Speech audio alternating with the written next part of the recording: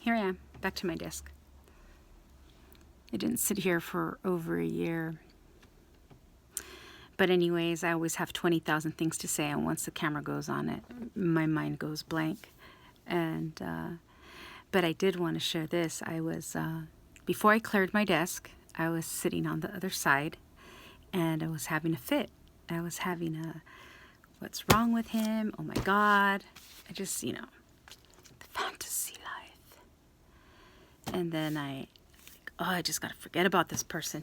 Oh my God! You need to help me. I'm just going to pray for this person, and I need to get away from them. And I look over there, and it says dream. I look over there, and there's another t-shirt. I look over there, and there's a package. I was like, oh my gosh, you know what? I'm just going to clean my desk, and I'm going to go to work. I'm going to go back to work. I'm going to work on this project and get it done.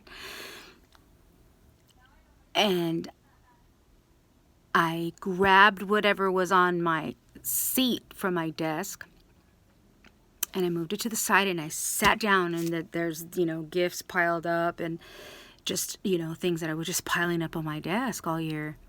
And I sat down, and I look up, and there's another replica of a shirt that I wore once before to the study.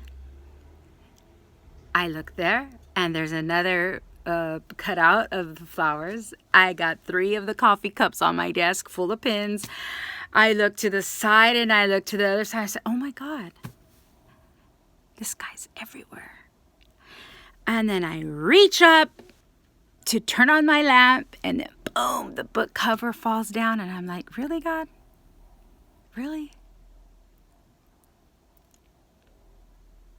Anyways, a little glimpse of what could I show you without showing? Trying to figure me out. Check it out.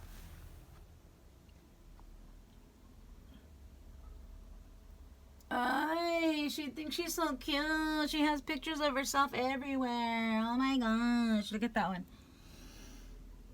Ay, gordita. Look at this one. I like this one. I do. Sometimes I don't know. This right here that says love is not about who you live with. It's about who you can't live without. That I gave to my mother. It's old. You can see it's dirty up there. Bought this for you, Mom. And I found it in the trash. That was a note to me. I bought it for my mom. And then when she cleared out her stuff, she said, oh, I brought some boxes for you and your sisters. And then in there were like all the gifts we've given her through the years. So yeah. Everybody trashes my stuff. You know that? Even like I had an episode when I had first moved away, and one of my mentors had said, hey, go put your candy and stuff in the bookstore. Donated stickers, shirts. And then my aunt was on her deathbed, and she said that it would settle her stomach. She didn't want anything, just the candy. Good camera angle? No. And I said, oh, I haven't made any. I go, oh, I know where there's some. Let's go to the bookstore. So I went with another friend who wanted some candy also, and then I was jokingly walking in, and I told him, I said, hopefully they didn't throw it in the trash. And he goes, why would you say that? And I said, oh, I know my people. Not my people, but, I know the people in the building. And we walk in, and they're like, oh, we threw it in the trash because somebody got a stomach ache. I don't know, there might be something wrong with your candy. I'm like, you know what? Bring me 3 candy bars of Snickers, and I'm going to get a stomach ache too. So, yeah. But anyways, my friend pulled me aside and says, hey, you need to talk to your mentor about that. You need to let him know what happened. I'm like, no, I'm good. I'm good. So that lets me know I got something good. But the part of it getting trashed was because my aunt wanted some, and she was on her deathbed. And I was like, well, okay. So anyways, I decided to go back and make some in between. It was on the day of the week where sometimes you go twice to the building. So I went, and I created some. Then I was sitting in the car. I was going to get down. I said, I'm going to go, and I like to enjoy the music. So the timing, God is just so awesome with his timing, especially with world leaders. You know, they're very hard to, not to get to, but I don't like to bother them because it seems like they always have a lot to do. So I'm walking in and boom, there he comes around the corner. And he said, hey, so how's everything going? Did you check the sales? Are you going to bring more product? You know, you're welcome to, da da da da da. And I said, no, you know what? They threw it in the trash. And he just like, he said, what? And he even got teary-eyed. He goes, I'm sorry. I go, that's okay. It's nothing new. You know, it happens to me everywhere I go. Everywhere I go. What happened to the enchiladas that, you know, one of the world leaders said, hey, can you make me some of your special enchiladas? I'm having an international meeting. And I take these big silver trays of char, broiled, got up early, charred the meat, just my specialty. A specialty, one of them. And I take them to the front office. Okay. And then, so it's taking me back right now, even as I'm thinking about it. Why wouldn't I know that staff does that? Because it's happened so many times before. But when I got to Mr. Big Shot, I didn't think that things were going to be running like that. Anyways. About a week passed, and it was after, you know, we were in the building again, and it was after, you know, the speaking went down, and then the world leader comes up to me and says, Tony, what happened to the enchiladas? You know, that was the main dish for my meeting. And I was like, I took them to the front where you told me to take them.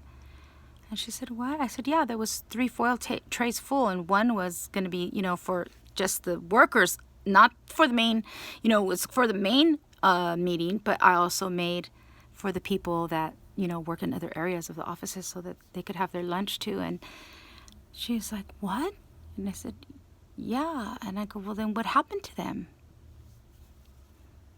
I don't know, maybe they went to the rehab home, maybe they got trashed, I don't know, but they didn't get to the person they were supposed to get. So from then on, she said, if I'm talking to someone and you have something for me or I ask you for something, you don't have to wait in line. I don't like waiting in lines, but I do. I learned to grow in that area. I'm like, I don't have time, I gotta go. You just come and put it in my hand. And after that, if, you know, the armor bearers, of course, they try to bump me. They try to touch me. They always try to, I don't know, I don't know. I don't know what it is, but it's okay. It's not okay, but it's okay. So anyways, moving on from that. Yeah. I had the fit. And I come back and I sit down on my desk and I'm like, I'm never going to get away from this person. Wow. So anyways, I'm sorry if I got out of line.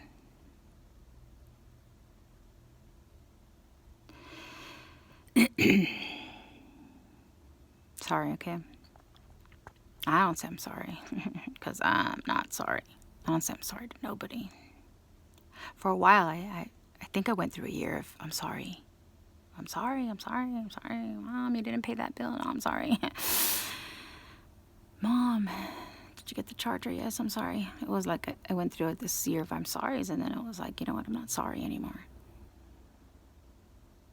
But if I cause any uncomfort to you on my own, like not other than the Holy Spirit, me going under the unction and letting you know, you better check yourself before you wreck yourself. The Holy Spirit said that's one thing. But when I'm just, you know, going to be picking on you and, you know, I just don't want to make you feel anything other than welcomed and loved and blessed and beautiful. And I don't want to make you feel uneasy or uncomfortable or anything, or disrespect. But anyways, that stuff was just for you anyways. I don't send pictures like that to anybody even to myself. I was even embarrassed taking them myself. I was like, oh, I was getting shy all by myself. I was like, oh my God. And then when I seen it, I'm like, oh, it was like, it was so funny. I thought it was kind of cute, but, and then I thought, wow, I like the way I look. I like the way my skin looked. I thought, wow.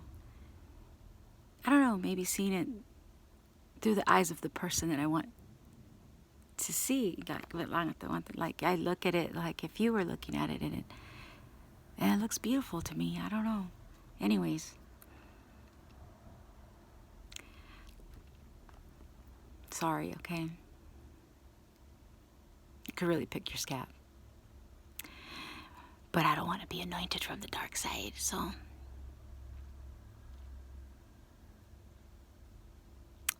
When people would think they wouldn't understand if they knew everything about me and they could still love me. They wouldn't understand the ugly things I had to do. When people say you had a choice, sometimes there's situations where a person really doesn't have a choice. They say, yeah, you have a choice. Well, yeah, it's either that or die or get cornered. And you know what? Let me flip it on. Let me flip it around here. So yeah,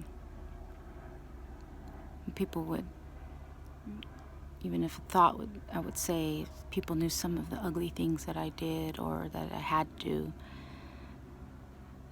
they probably wouldn't love me anymore, or they wouldn't understand a lot of things that I had to say or people that I had to correct. And they didn't want me around anymore. I spend a lot of time separated in study and creating.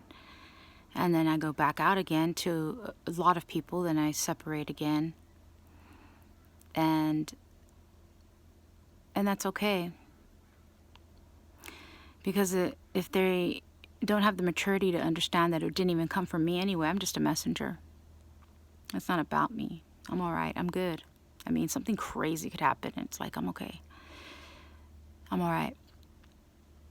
I'll get over it. I always do.